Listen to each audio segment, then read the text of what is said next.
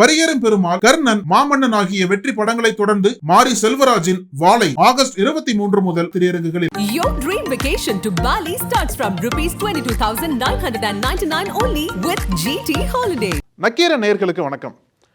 பாஜகவுல பிரதமர் மோடிக்கு அப்புறம் யாரு அப்படின்ற கேள்வி நீண்ட நாட்களாகவே இருந்துட்டு இருக்கு. இப்போ சமீபத்தில் நடந்து முடிந்த நாடாளுமன்ற தேர்தலில் கூட ஒருவேளை பாஜக இந்த தேர்தலை தோத்துட்டா மோடி மீண்டும் பிரதமராக வர முடியாது அப்படின்ற ஒரு அரசியல் பேச்சுக்கள் நாடு முழுவதும் இருந்ததை நம்ம பார்த்தோம். ஆனால் ஒரு வகையில் இறுதியில் பார்த்தீங்க அப்படின்னா பாஜக என்னதான் பாஜக மைனாரிட்டியாக வந்தாலுமே அதோட கூட்டணி கட்சியை வச்சு ஆட்சி அமைச்சு மோடி மீண்டும் 3வது முறையாக பிரதமராக வந்தார். மோடி பிரதமரானதுக்கு அப்புறமே கூட இந்த அரசியல் நெருக்கடி கட்சிக்குள்ள இருந்தது. அதாவது மோடிக்கு அப்புறம் யார் வர போறாங்க அப்படின்ற கேள்வி, அந்த அரசியல் நெருக்கடி தொடர்ந்து கட்சிக்குள்ள இருந்ததை நம்ம பார்த்துட்டு இருந்தோம். சமீபத்தில் கூட உத்தரப்பிரதேசில் அந்த மாநிலத்தோட சிஎம்மாக இருக்கக்கூடிய யோகி ஆதித்யநாத்துக்கும் அங்கே இருக்கக்கூடிய டெபுட்டி சிஎம்களுக்கும் இடையே ஏற்பட்ட அரசியல் மோதல் அப்போவே ஒரு பேச்சு எழுந்தது. யோகி ஆதித்யநாத் தான் பாஜகவில் மோடிக்கு அடுத்து பிரதமராக வரப்போறாரு, பிரதமர் பதவிக்கு யோகி ஆதித்யநாத் முயற்சி எடுத்துட்டு இருக்காரு. இதனால தான் பாஜக தலைமை யோகியோட அரசியலுக்கு முட்டுக்கட்டை போடும் விதமா அங்க அரசியல் நெருக்கடிகளை ஏற்படுத்துச்சு அப்படின்ற தகவல்கள்லாம் நம்ம பார்த்தோம். இந்த நிலையில தான் இந்தியா முழுக்க ஒரு கருத்து இருக்கு இல்லையா? அதாவது அடுத்த ஆண்டு பிரதமர் மோடிக்கு 75 வயது ஆக போகுது. இந்த 5 ஆண்டுகளுக்கு அப்புறம் மோடி மீண்டும் பிரதமர் வேட்பாளராக வர்றதுக்கு சாத்தியங்கள் அவ்வளவா இல்லை. ஸோ அடுத்து அவர் பிரதமர் வேட்பாளராக வர்றதுக்கு வாய்ப்புகள் இல்லை அப்படின்ற பேச்சுக்கள் இப்போ எழுந்திருக்கு. அதை தொடர்ந்து தான் ஒரு தனியார் ஊடகம் ஒரு மிகப்பெரிய சர்வேவை பண்ணாங்க. தேசிய அளவில் நடத்தப்பட்ட அந்த சர்வேவில் மோடிக்கு அப்புறம் பாஜகவின் சார்பாக அடுத்து வரக்கூடிய நாடாளுமன்ற தேர்தலில் யாரு பிரதமர் வேட்பாளராக வர போறாங்க அப்படின்ற அந்த சர்வே நாடு முழுக்க எடுக்கப்பட்டது. இந்த சர்வேயோட முடிவுகள் இப்போ வெளியிடப்பட்டிருக்கு. அதாவது இந்த சர்வே ஆண்டுக்கு 2 முறை எடுக்கப்படும். ஒன்று பிப்ரவரியிலையும் இன்னொன்று ஆகஸ்ட்லையும் இந்த சர்வே முடிவுகள் வெளியிடப்படும்.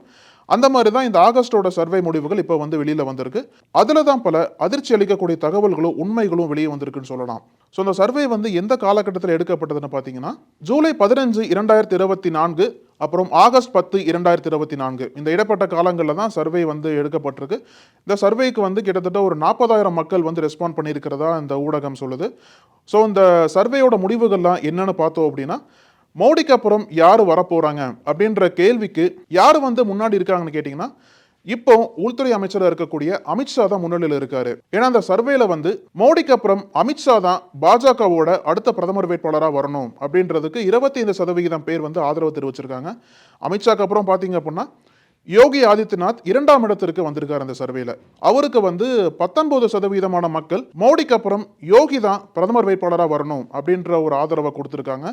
ஸோ முதல்ல அமித்ஷா வந்துட்டாரு, 2வது யோகி வந்திருக்காரு, 3வது இடத்துல யாருன்னு கேட்டிங்கன்னா இப்போ இருக்கக்கூடிய மத்திய மந்திரி நிதின் கட்கரி தான் 3ஆம் இடத்துக்கு வந்திருக்காரு. ஸோ நிதின் கட்கரிக்கு 13% மக்கள் மோடிக்கு அப்புறம் நிதின் கட்கரி தான் பிரதமர் பதவிக்கு வரணும் அப்படின்ற ஒரு ஆதரவை கொடுத்துருக்காங்க. ஏன்னா முன்னாடியே பல பேச்சுகள் இருந்தது இல்லையா? ஸோ நிதின் கட்கரிக்கு ஆர்எஸ்எஸோட ஆதரவு ரொம்ப அதிகமாக இருக்குது.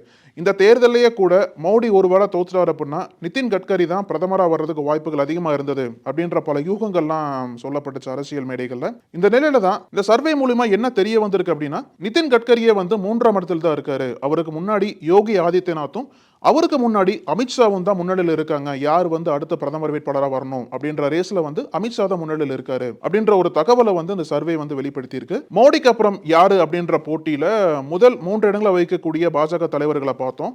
இந்த 3 பேருக்கு அப்புறம் யார் வர்றாங்க அப்படின்னா, இப்போ டிஃபென்ஸ் மினிஸ்டரா இருக்கக்கூடிய ராஜ்நாத் சிங்கும் விவசாயத்துறை அமைச்சராக இருக்கக்கூடிய சிவராஜ் சிங் சௌஹானும் தான் அடுத்த 2 இடங்களுக்கு வராங்க. ஸோ சிவராஜ் சிங் சௌஹான் மத்திய பிரதேசத்தோட முன்னாள் சிஎம்மாக இருந்தார்.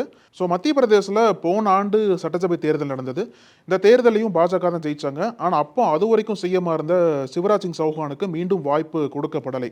ஒரு புதுமுகத்தை தான் பாஜக சிஎம்மாக அறிமுகப்படுத்தினாங்க. இந்த நிலையில தான் பல பேச்சுகள் அப்பவே கிளம்புச்சு. சிவராஜ் சிங் சௌஹான் ஓரங்கட்டப்படுறாரா, இல்லை அவருக்கு தேசிய அளவில் பதவி கொடுக்கப்படுமா அப்படின்ற கேள்விகள் எழுந்தப்போ தான் 2024 நாடாளுமன்ற தேர்தலில் பாஜக கூட்டணியோட ஜெயிச்சு ஆட்சி அமைச்சதுக்கு அப்புறம் சிவராஜ் சிங் சௌஹானுக்கு மத்திய அமைச்சர் பதவி வழங்கப்பட்டது. அவர் மோடி கேபினெட்ல விவசாயத்துறை மந்திரியா செயல்பட்டு இருக்காரு.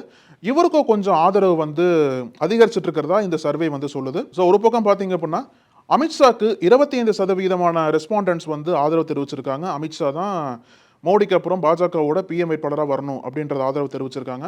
ஆனால் என்னதான் அமித்ஷா இந்த ரேஸில் முன்னிலையில் இருந்தாலும் அவருக்கான ஆதரவு தொடர்ந்து குறைஞ்சிக்கிட்டே தான் வர்றதா அந்த சர்வே சொல்லுது. ஏன்னா போன ஆண்டு ஆகஸ்ட் 2023 எடுக்கப்பட்ட சர்வேல அமித்ஷாவுக்கு 29% ஆதரவு இருந்தது. அதே மாதிரி இந்த ஆண்டு தொடக்கத்தில், அதாவது பிப்ரவரி 2024 அப்போ எடுக்கப்பட்ட சர்வேல அமித்ஷாவுக்கு 1% ஆதரவு குறைஞ்சது. அதாவது 29 28% மக்கள் அமித்ஷாக்கு ஆதரவா இருந்தாங்க. ஆனா இப்போ இந்த ஆகஸ்ட் சர்வேல பாத்தீங்கன்னா அந்த ஆதரவு 25% குறைஞ்சிருக்கு. ஸோ அமித்ஷாவுக்கு ஒரு பக்கம் அவர் முன்னிலையில் இருந்தாலுமே அவருக்கான ஆதரவு படிப்படியாக குறைஞ்சிட்டு இருக்கிறத நம்மளால பார்க்க முடியுது. அதே மாதிரி தான் யோகி ஆதித்யநாத்துக்கும் ஆதரவு வந்து குறைஞ்சிட்டே இருக்கிறதா அந்த சர்வே சொல்லுது. ஓவராலா பாத்தீங்க அப்படின்னா நாடு முழுக்க எடுக்கப்பட்ட சர்வேல அமித்ஷாவுக்கு 25% மக்கள் ஆதரவு தெரிவிச்சிருக்காங்கன்னு சொன்னோம் இல்லையா. குறிப்பா வந்து சவுத் இந்தியால மட்டுமே அமித்ஷாவுக்கு ஆதரவா 31% மக்கள் வாக்களிச்சிருக்காங்க. சவுத் இந்தியால இருந்து இந்த சர்வேக்கு ரெஸ்பாண்ட் பண்ண மக்கள் எல்லாமே 31% வந்து அமித்ஷாவுக்கு ஆதரவு தெரிவிச்சு அமித்ஷா தான் மோடிக்கு அப்புறம் பிரதமரா வரணும் அப்படின்ற ஒரு ஆதரவையும் தெரிவிச்சிருக்காங்க. இன்னும் சொல்ல போனா இந்த சவுத் இந்தியன் ரெஸ்பாண்டன்ஸ் என்ன சொல்றாங்கன்னா அமித்ஷா தான் பெஸ்ட் கேண்டிடேட் பிஜேபியில் மோடிக்கு அப்புறம் அப்படின்ற ஒரு கருத்தையும் பதிவிட்டிருக்கிறதா சர்வே வந்து சொல்லுது. ஸோ இன்னொரு பக்கம் பார்த்தீங்கன்னா யோகி ஆதித்யநாத், அமித்ஷாக்கு அப்புறம் யோகி தான் 2ஆம் இடத்துல இருக்காரு. இவரோட அப்ரூவல் ரேட்டிங்ஸ் எப்படி இருக்குன்னு பார்த்தீங்கன்னா பிப்ரவரி 2024 வெளியிடப்பட்ட சர்வே முடிவுகள் படி யோகி ஆதித்யநாத்துக்கு 24% மக்கள் ஆதரவு இருந்தது. ஆனால் இப்போ பார்த்தீங்கன்னா அந்த ஆதரவு 19% குறைஞ்சிருக்குன்னு தான் சொல்லணும்.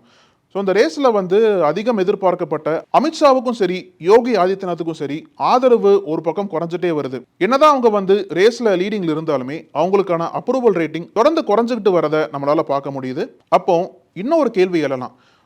ஸோ ஒரு வகையில் அமித்ஷாவுக்கும் யோகிக்கும் ஆதரவு குறைஞ்சிட்டே இருக்கு அப்படின்னா யாருக்கு ஆதரவு அதிகரிச்சுட்டே இருக்கு, யார் வந்து மோடிக்கு அப்புறம் யார் வரணும் அப்படின்ற ஒரு கேள்வியில் யாருக்கு ஆதரவு அதிகரிச்சுட்டே வருதுன்னு பார்க்கும்போது தான் ராஜ்நாத் சிங்குக்கும் சிவராஜ் சிங் சௌஹானுக்கு தான் ஆதரவு அதிகரிச்சுட்டே வரதா சர்வே சொல்லுது. ராஜ்நாத் சிங்குக்கான ஆதரவு கொஞ்சம் தான் பெருகி இருக்கு. ஆனா சிவராஜ் சிங் சௌஹானுக்கு போன முறையோட இந்த முறை அதிகமான ஆதரவு கிடைச்சிருக்கிறதா இந்த சர்வே சுட்டி காட்டுது. எப்படின்னா ஆகஸ்ட் 2023, அதாவது சிவராஜ் சிங் சௌஹான் மத்திய அமைச்சர் ஆவறதுக்கு முன்னாடி போன ஆண்டு எடுக்கப்பட்ட சர்வேல சிவராஜ் சிங் சௌஹானுக்கு ஆதரவு 2.9% தான் இருந்தது. அவர் தான் மோடிக்கு அடுத்து பிரதமரா வரணும் அப்படின்ற ஒரு கேள்வியில ஆகஸ்ட் 2023 அப்போ சிவராஜ் சிங் சௌஹானுக்கு 2.9% தான் ஆதரவு இருந்தது. ஆனா நாடாளுமன்ற தேர்தலுக்கு அப்புறம் அவர் ஜெயிச்சு மத்திய மந்திரியா ஆனதுக்கு அப்புறம் சிவராஜ் சிங் சௌஹானோட ஆதரவு அதிகரிச்சிருக்குன்னு தான் சொல்லணும். 5.4% அவருக்கு ஆதரவு வந்து அதிகரிச்சிருக்கு. ஸோ இதுலேயே நமக்கு வந்து ஒரு முக்கியமான விஷயம் தெரியுது. என்னன்னா சிவராஜ் சிங் சௌஹான் மத்திய அமைச்சரா வந்ததுக்கு அப்புறம் அவருக்கு ஒரு நேஷன் வைட் பாப்புலாரிட்டி அதிகரிச்சிருக்கிறதா இந்த சர்வே காட்டுது. இதுலேயே வந்து ஒரு பெரிய ஹிண்ட் நமக்கு தெரியும். ஒரு பக்கம் பார்த்தீங்கன்னா என்னதான் அமித்ஷாவும் யோகியும் லீடிங்ல இருந்தாலுமே அவங்களுக்கான அப்ரூவல் ரேட்டிங்ஸ் குறைஞ்சிட்டே வருது. இன்னொரு பக்கம் சிவராஜ் சிங் சௌஹான் அந்த லிஸ்ட்ல வந்து 5ஆம் இடத்துல இருந்தாலுமே அவருக்கான அப்ரூவல் ரேட்டிங்ஸ் தொடர்ந்து அதிகரிச்சுட்டே வரதா அந்த சர்வே சொல்லுது. ஸோ இதுலேயே வந்து அடுத்து நடக்கக்கூடிய நாடாளுமன்ற தேர்தலில் பாஜகவோட பிரதமர் வேட்பாளராக யார் இருப்பாங்க அப்படின்ற கேள்விக்கு சிவராஜ் சிங் சௌஹானும் ஒரு முக்கிய முகமாக மாறிட்டு இருக்கிறத நம்மளால பார்க்க முடியுது. ஸோ அந்த சர்வேயோட டைமிங் இருக்கு இல்லையா, அந்த டைமிங் தான் ரொம்ப முக்கியம். ஏன்னா இந்திய மக்களோட பொதுவான கண்ணோட்டம் என்னவா இருக்கு அப்படின்னா மோடி 3வது முறையா பிரதமர் ஆயிட்டாரு. இந்த டேர்முக்கு அப்புறம் அவர் மீண்டும் பிரதமர் பதவிக்கு போட்டி போடுறதுக்கான வாய்ப்புகள் அந்த அளவுக்கு பிரகாசமா இல்ல அப்படின்ற ஒரு கருத்து நிலவிட்டு இருக்கிற சமயத்துல தான் இந்த சர்வே வந்து யாரெல்லாம் பாஜகவில் அடுத்து பிரதமர் பதவிக்கு போட்டியிடுறதுக்கான வாய்ப்புகள் அதிகமா இருக்கு அப்படின்ற ஒரு கேள்விக்கு இது இந்த சர்வே பெரிய பதிலாக தான் அமைஞ்சிருக்குன்னு சொல்லணும். ஏன்னா இப்போ சமீபத்தில் தான் பாஜக தலைவர்களில் ஒருவராக இருக்கக்கூடிய சுப்பிரமணிய சுவாமி ஒரு பகிரங்கமான ட்வீட் போட்டார். அதில் என்ன சொன்னார் அப்படின்னா இந்த மாதிரி பாஜக கொள்கைப்படி பார்த்தீங்கன்னா யாரெல்லாம் 75 வயசை தாண்டிட்டாங்களோ அவங்கள வந்து எந்த பதவியும் இருக்கக்கூடாது அப்படின்ற ஒரு கொள்கையை மேற்கோள் காட்டி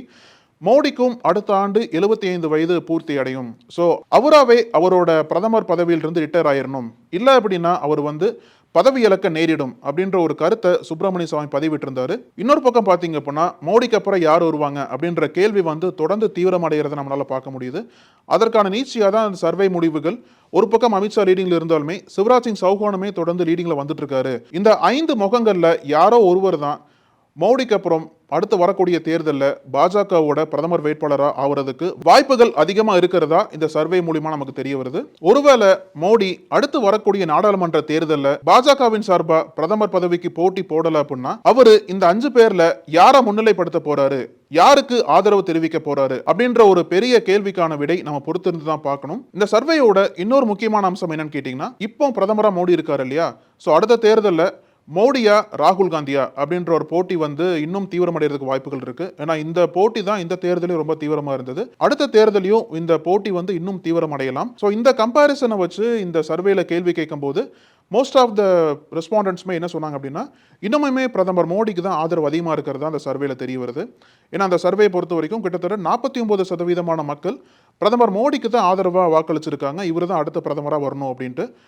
இன்னொரு பக்கம் பார்த்தீங்க அப்படின்னா ராகுல் காந்திக்கான ஆதரவு 22.4% இருந்திருக்கு அந்த சர்வேல. இதுல வந்து இன்னொரு முக்கியமான விஷயம் என்னன்னு கேட்டீங்கன்னா, மோடி வர்சஸ் ராகுல் காந்தி அப்படின்ற ரேஸ்ல பிப்ரவரி 2024 வெளியிடப்பட்ட சர்வேக்கும் ஆகஸ்ட் 2024 இப்ப வெளியிடப்பட்ட சர்வேயிலும் கம்பேர் பண்ணி பார்க்கும்போது மோடிக்கு 6% ஆதரவு குறைஞ்சிருக்குன்னு தான் தெரிய வருது. இன்னொரு பக்கம் பாத்தீங்க அப்படின்னா ராகுல் காந்திக்கு 8% ஆதரவு அதிகரிச்சிருக்கிறதா இந்த சர்வே வந்து சுட்டி காட்டுது. ஸோ ஓவராலா என்னதான் வந்து மோடியோட ராகுல் காந்திக்கு ஆதரவு கம்மியா இருந்தாலுமே இந்த 6 மாச காலத்துல ராகுல் காந்தி குறிப்பிடத்தக்க ஆதரவை ஜெயிச்சிருக்காரு அப்படின்றதான் அந்த சர்வேயோட முடிவா இருக்கு. ஸோ இறுதியா வந்து பாஜகவில் மோடி இடத்தை யாரை ரீப்ளேஸ் பண்ணுவாங்க அப்படின்ற ஒரு கேள்விக்கு 5 தலைவர்கள் முன்னிலையில் இருக்கிறத நம்ம பார்த்தோம் இன்னைக்கு. இந்த 5 பேர்ல யாரு முன்னிலைக்கு வருவாங்க? ஏன்னா இன்னும் அடுத்த தேர்தலுக்கு இன்னும் நிறைய வருடங்கள் இருக்கு.